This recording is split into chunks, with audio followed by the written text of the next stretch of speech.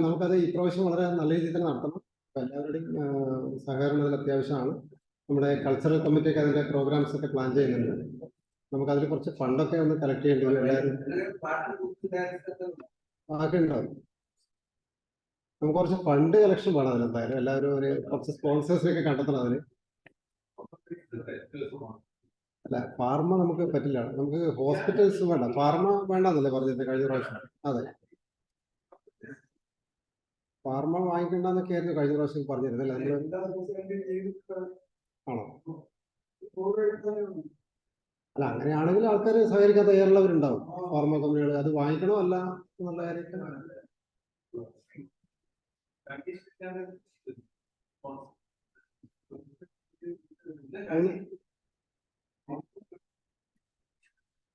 പിന്നെയുള്ളത് അടുത്ത ഞായറാഴ്ച ജൂൺ 18-ന് ഹോട്ടൽ ബനാല ഇന്റർനാഷണൽ വെച്ചിട്ട് Kannur IMA ophthalmic society of Kannur കൂടിയിട്ടുള്ള ഒരു CMA ഉണ്ട്, എക്സ്പെക്ടർ 2025 ഡയബറ്റിക് റെറ്റിനോപ്പതിയെ പറ്റിയുള്ള CMA കാര്യങ്ങളാണ്. അതിൽ നമ്മുടെ പാർട്ടിസിപ്പേഷൻ എല്ലാവരും പ്രതീക്ഷിക്കുന്നുണ്ട്.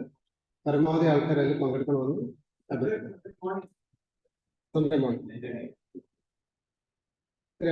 അസോസിയേഷനോട് പറയാനുള്ളത്. Thank you.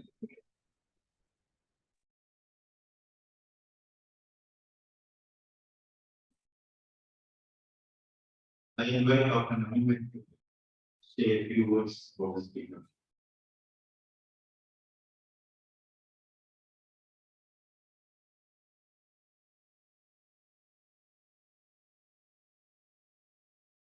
Good evening all.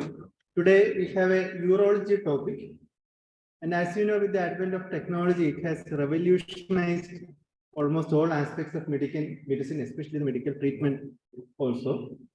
And laser is one such modality. And this urology, we know that laser is used in treatment of renal calculi, but in many other cases also laser is being used. The things which I have just from the speaker, I know what are the different uses. So we will go through that in detail.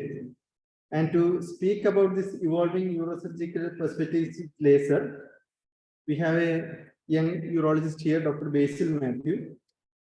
He's a consultant urologist in Chaitanya Hospital, Talap, Kannur. And he has done his MBBS from Government Medical College, Alappuzha, and diplomate in DrNB General Surgery from National Board of Examination. And he has passed his MCH Urology from Government Stanley Medical College and his doctorate in National Board in Urology after that. And his special interest is in endourology and uro-oncology. I welcome Dr. Basil Mathew for the speech.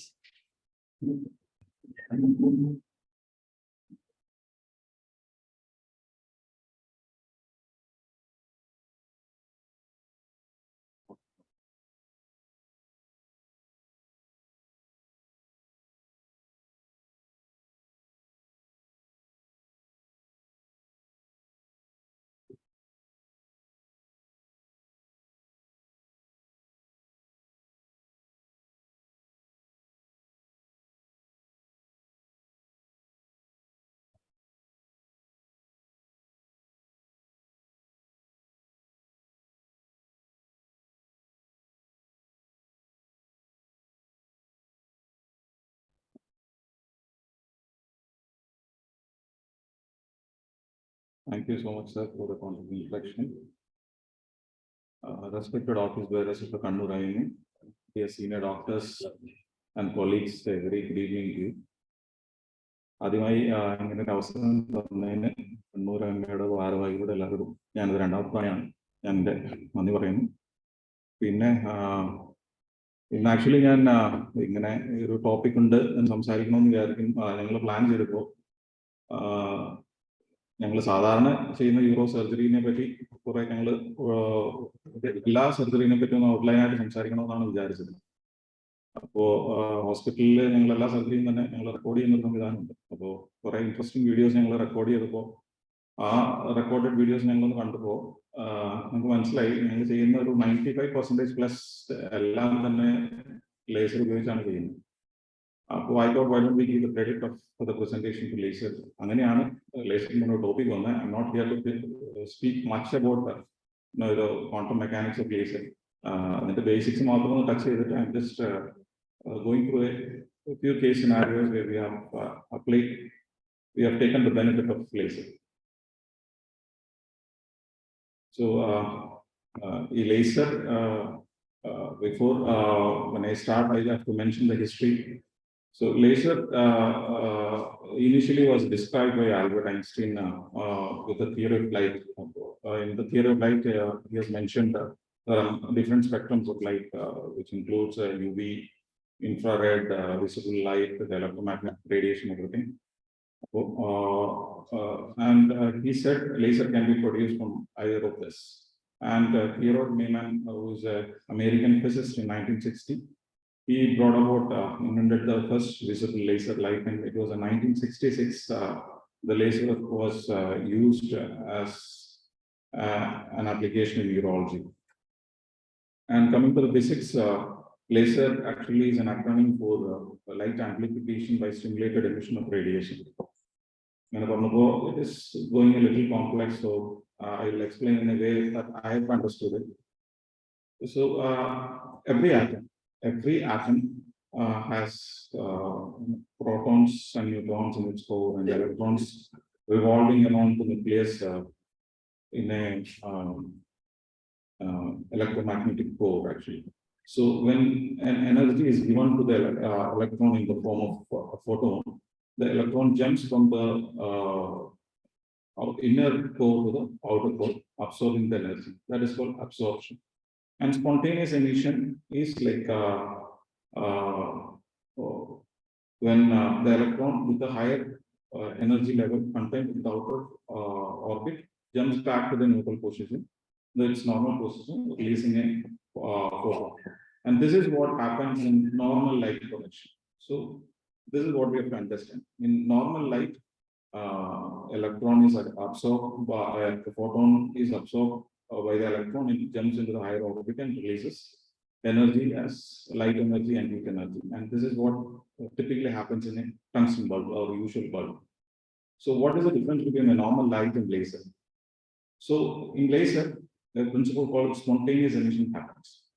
In that, a charged particle, that is an electron which absorbs the photon and goes into an outer orbit, and it is made to stay in the outer orbit through a artificially created electromagnetic field, and then again a photon is given to that, it is charged with another photon, and two photons are released from the electron, and the electron goes back to the normal orbit. This is called stimulated emission.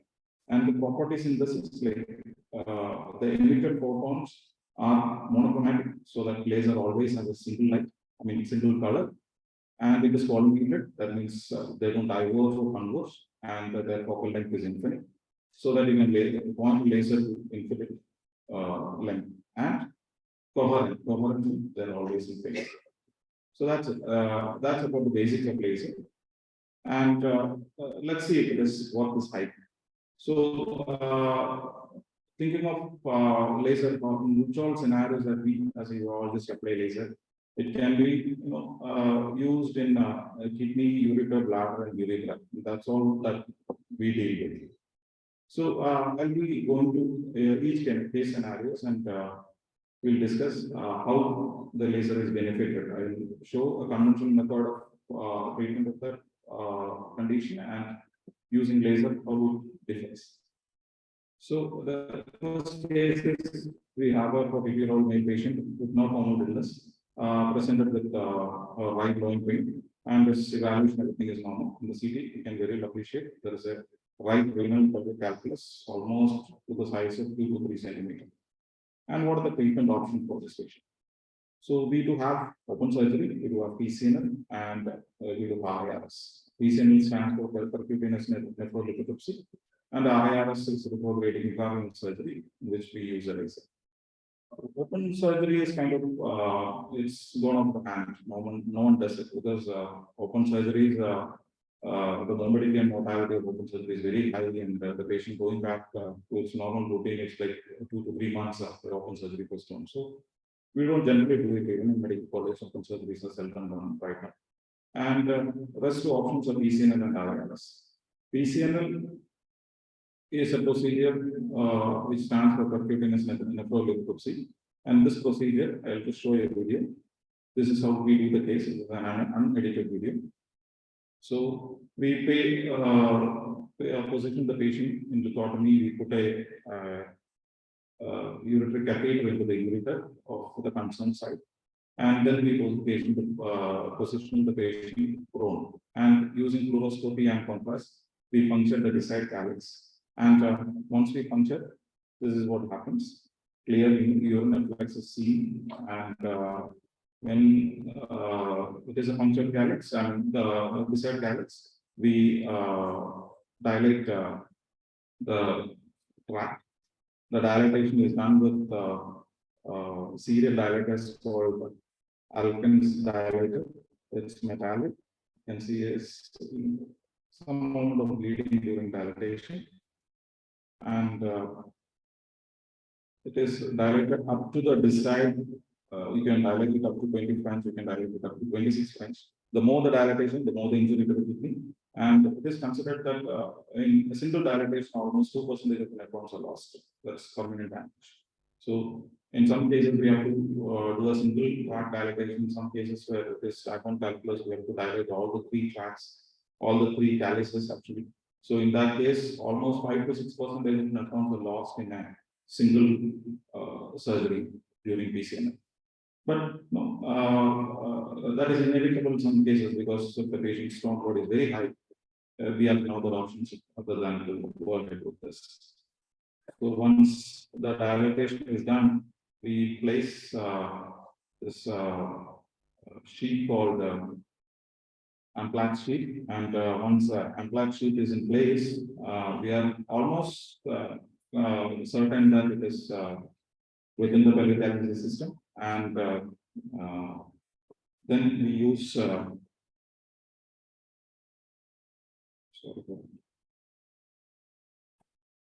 then we use a standard nephroscope which we use for the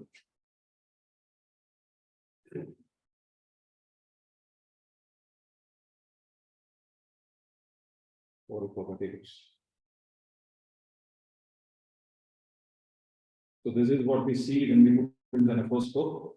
Once the nephroscope is inside, we visualize the stone, and then the stone can be fragmented using either pneumatic energy, either ultrasound, a combination of this, or using laser. That is individual choice. So we can fragment the stone up to a desired size to which we have dilated the tract. Once the stone is the stones of fragment, it is taken out through the grasp. So in the surgery, we don't use laser. We can use laser, but usually prefer pneumatic or ultrasonic devices in a PCNL than laser. So like that, the surgery is over. So this is what we, after the surgery is over, this is what we see in the fluoroscope. The stone clearance is almost complete. And once the surgery is done, we can extend through the PCN part into the pelvic system right into the bladder.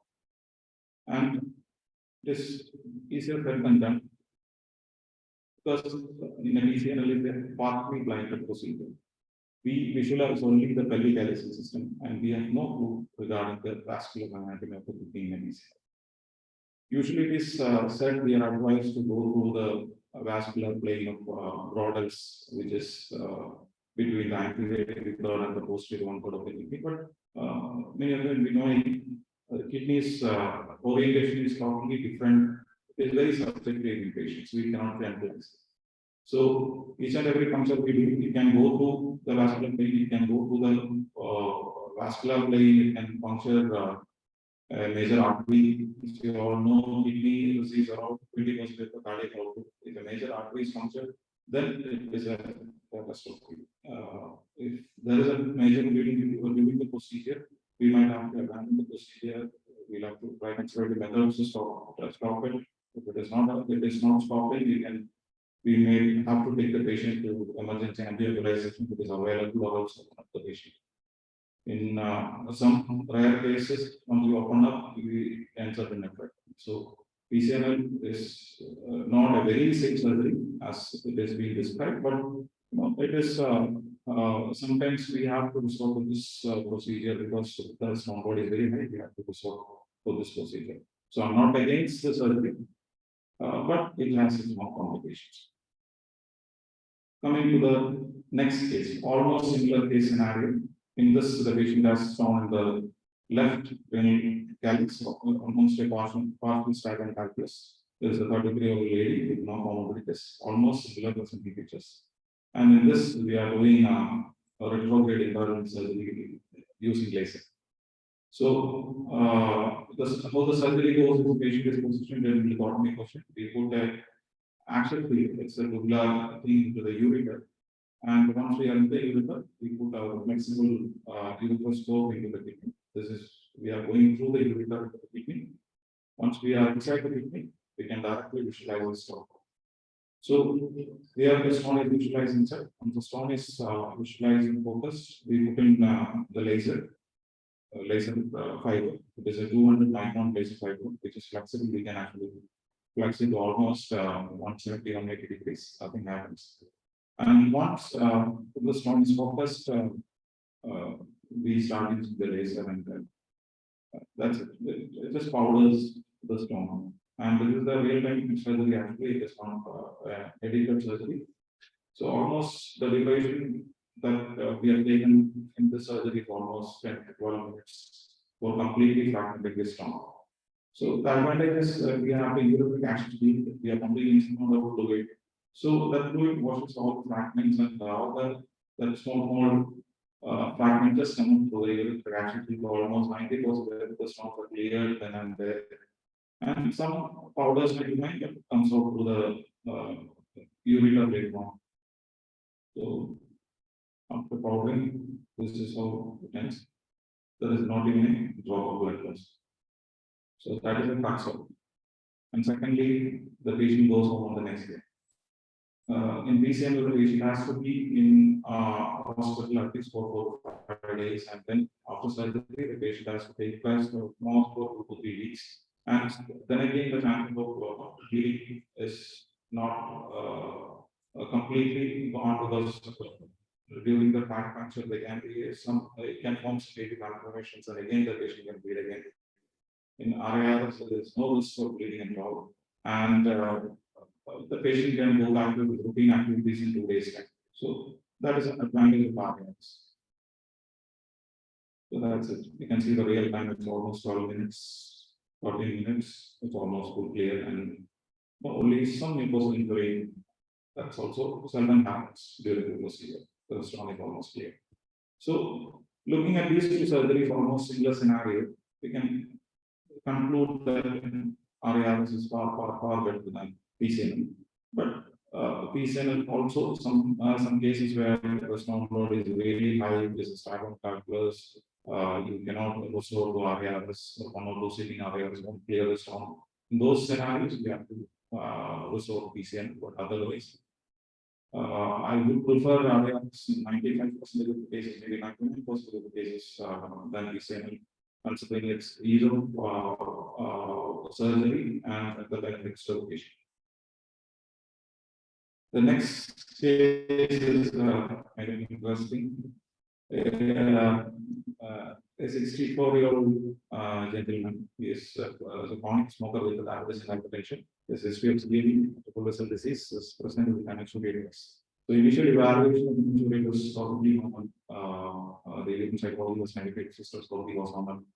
And then we had to take, we had a modeling reaction going forward. But still, we are not able to localize later, so we have to take a CT urogram, and CT urogram, there is a billing defect in the right upper ureter into the pelvic junction.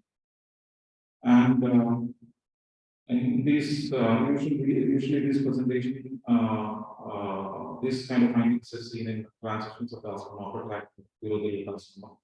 And very often we suggest the patient for an urology in this case because we don't have any other ways of diagnosing it. But in this patient is already a stage 3 CKD almost, and we number one of the kidneys is being pushed into stage 4 stage 5 CKD directly. So we have explained the risk to the patient of not willing for any major surgery because physical condition then was not so great.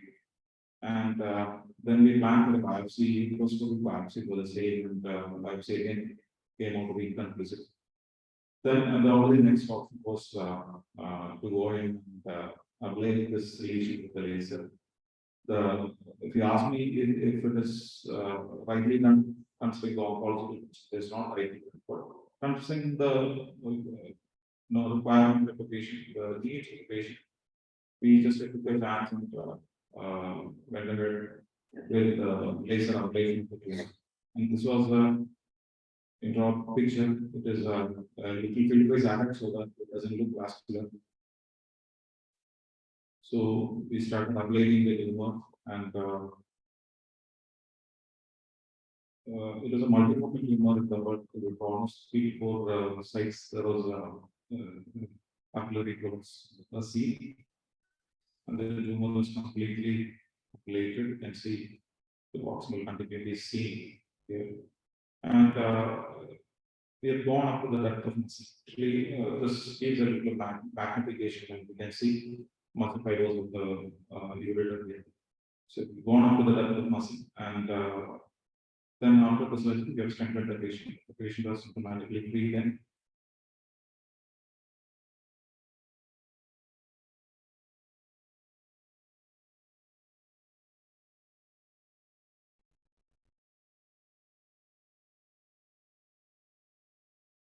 And after 1 month, we did a ureteroscopy. This was a finding. The rack was completely epithelialized. That means either it was a benign lesion or it was a very low grade lesion. And then again, some more radicals were there. We again authorized with the laser. And the patient is going almost followed with this for almost 1 year. And till now, he's symptom free. And we are following the patient with ultrasound and plain CT. And it is symptom free. He has no recurrence of disease.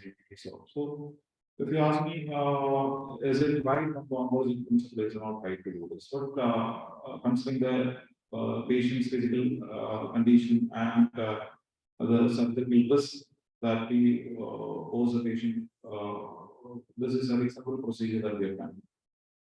And patient is still on surgery. If there is any recurrence, maybe we'll have to solve it for urotrectomy. But as of now, the patient is still. This is a fourth case. A 17-year-old kid was diagnosed with left biliary junction obstruction. He is undergone left pyroplasty 4 years back. He has come with persistent left lowing pain, and this is what the ultrasound showed: grossly dilated left pelvic system with kind of near normal parenchyma. And CT also revealed almost the same finding with upper narrowing at the biliary junction. And diabetic pneumonia was taken and it confirmed biliary junction obstruction. So, what is the next step in this? So, as per literature, the next step is videoplasty. As you all know, the any remove surgery poses its own risk, and the outcomes may not be so good. And to the surgeon, remove surgery is kind of a nightmare. So we explained all the pros and cons of remove surgery to the patient, and we also explained that there is another procedure called endopyrotomy or laser ablation of the persistent PUJ, and patient was ready to take a chance. And this is we have gone in, and this is what we see. You can see multiple penetrated PUJ. You can see 3 or 4 holes at the level of PUJ. And a synovial kind of one posterior wall of the ureter, the upper ureter level. So we have ablated the synovial and the posterior wall. The advantage of this is like the depth of penetration of this Syrian laser is almost 0.2 millimeter. So it doesn't provide that. And second advantage is like the time of ablation, it just violates the blood vessels. So the blood spill is almost nil. Because as you all know, this kind of endoscopic procedures cannot be done when there is bleeding. So since we don't have any blood at the field, we are able to focus normally. And it's kind of like all through, but we are seeing the other side through that fenestrated openings. Forwarding it, and this is final result. We have almost entered the pelvis.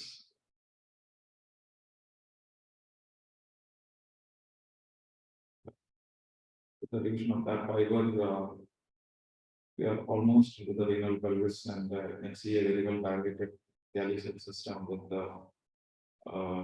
dilated pelvis. And we have extended the patient, and he's on follow for the past 1 year. He is doing really well. So, laser endobiology is another option in patients with the recurrent early junction obstruction, and that can be tried before trying for a radioplasty. We go to the next case. There is a very common case, ureteric calculus. 52-year-old male with right lower pain for 3 months. So CT was taken. You can appreciate right lower ureteric calculus here. And why this is a very common procedure. Why I'm showing you this is like if it was not for laser, we have adopted pneumatic lithotripsy in this stone. So the issue with pneumatic energy is the moment you touch the stone, it migrates back to the kidneys, and then again it is an issue. We cannot give clearance for the stone. So with the laser, the propulsion is almost nil. So what happens is the stone sits at the same position, and once you fragment it, there is minimal risk of propulsion, and there is minimal risk of adjacent ureter. So almost the stone is also a kind of real-time surgery. Not edited this video, it takes around 11 to 12 minutes for this procedure, and the stone is almost completely fragmented. So this is advantage of laser in the ureteric stone management when compared to pneumatic devices and ultrasonic devices. So this is a case number 6. We have a 60-year-old male patient who's come as a chronic smoker, was presented with operational hematuria for 2 months duration. And this is the picture of the patient. You can very well appreciate. There is a building defect. There is a bladder is filled with contrast. There is a building defect in the right posterolateral wall. And mostly it is a transference of carcinoma of the bladder, disease bladder. And the standard of care that we do right now is a GRB. This is how we do a GRB. You can see the field is full of blood. We cannot identify the planes correctly because bladder tumors are very vascular, most of them. And the second thing is the risk of perforation bladder is there in any bladder tumor, and operator gel is another risk in when you use electrical energy for resection of bladder tumors. And in this particular case, we have done an en bloc enucleation, en bloc resection with the laser. And this is how the results that when we use laser, it is completely vascular. We can see the margin of the tumor. We can correctly identify the depth to which we are going. Usually, this bladder tumors arise from the transitional epithelium. So this epithelial tumor, only when it is advanced, it goes into the muscle. So when we actually apply it with the laser, you can see the spans of fibers inside.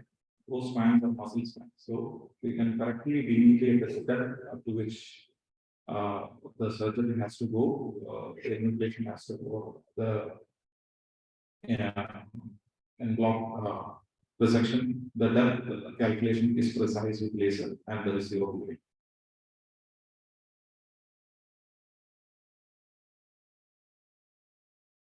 Sorry for that, I don't know, just let me get this.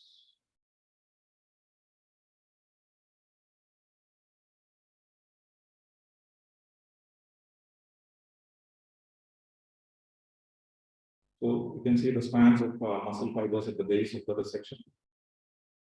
So we have the correct plane in this, and the blood loss is close to zero. And the oncological outcome is really good compared to the bipolar or the usual resection that we do. So when you see the final picture, this is a final picture. The tumor is almost resected completely, and the bed is clean. There is no bleeding at all. We can send the patient back home on the same day. So that's the advantage of en bloc resection with the laser on bladder treatments. It may not be possible in every case, but most often it is possible. And the final case is, as you all know, it is post-treatment a 73-year-old male patient with obstructive intestinal low symptoms. He is also diabetic hypertension and long-term disease on antiplatelet drugs. On examination, there is grade 3 prostate profilometry showed an obstructive pattern, and his ultrasound showed that an NPC prostate with complicating post-obesity. It is really symptomatic in surgery. So, what are the surgical options that we got? Only you have the standard TURP, where we follow the prostate adenoma from inside out, and with each probe, it bleeds. So that is a disadvantage of TURP. With each cut, it bleeds, and again you have to coagulate each bed and then go inside. So when you do TURP for larger glands, the blood loss in TURPs may be very high, maybe 1 or 2 units of blood, which elderly male with so many comorbidities cannot stand. And the incidence of blood transfusion is also there in TURP. So larger glands TURPs are kind of risky, but it is still the standard of care, and we do it. And the second option is laser enucleation of prostate. So laser enucleation, we don't go from inside out. We come from outside in. We enucleate the tumor completely and take out the adenoma. So this is a surgery of surgical video of TURP, pan-cerebral resection using bipolar current. So this is an enlarged median lobe, and this is how we use a current to cut it. You can notice with each cut, the base starts bleeding, and we have to coagulate and go in again. This is comparatively a smaller gland, so TRPs are again feasible, but in larger glands, TRPs might be difficult.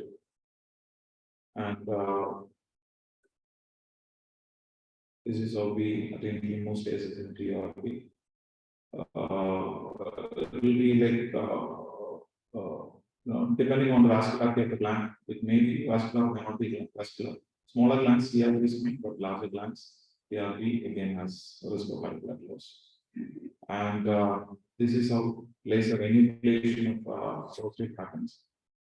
There's a bladder screening, and with the laser we cut each lobe. So prostate have median lobe and 2 lateral lobes. We can adopt to trilobar enucleation, in which we enucleate each lobe separately. This is a video of enucleation of the median lobe. You can notice there is not even a drop of blood loss. And the surgery is much more faster because you are going outside.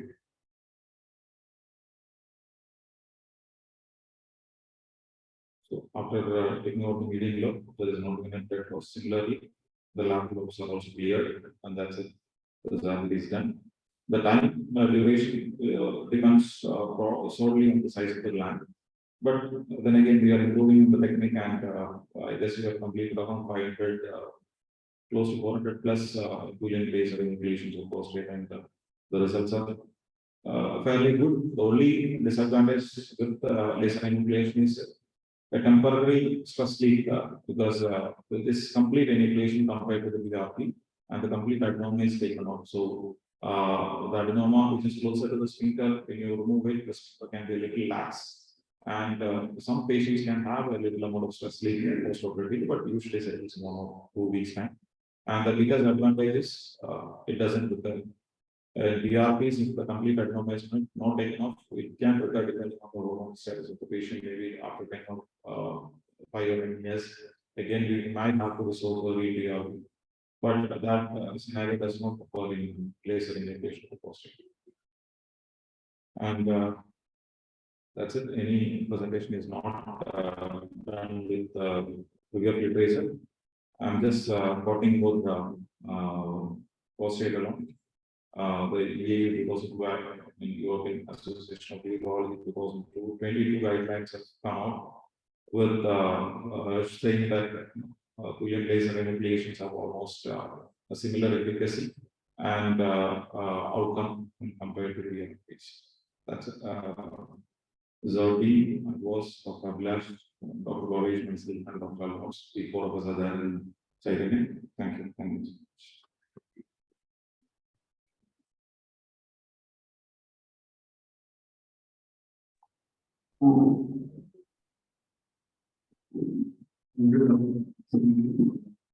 When each meeting talk,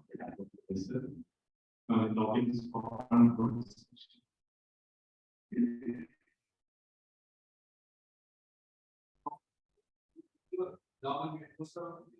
actually, it depends on the what laser.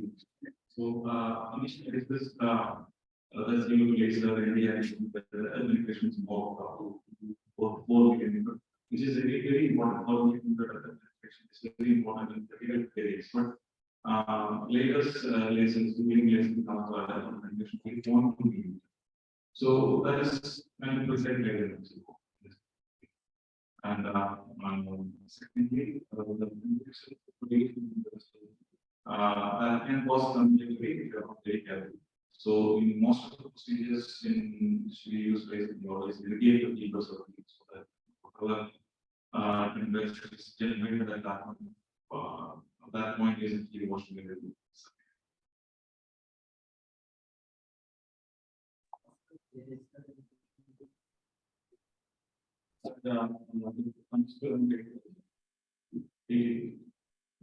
The arguments not moving things.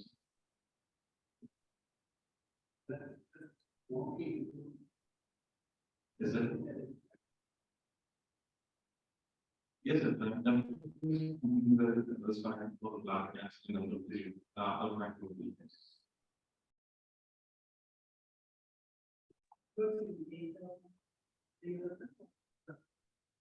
So very good. Go to the national organs. No, we should go to the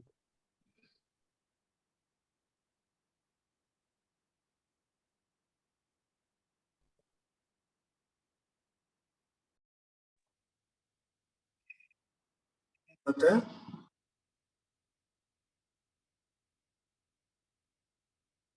Good evening, doctor. Good evening.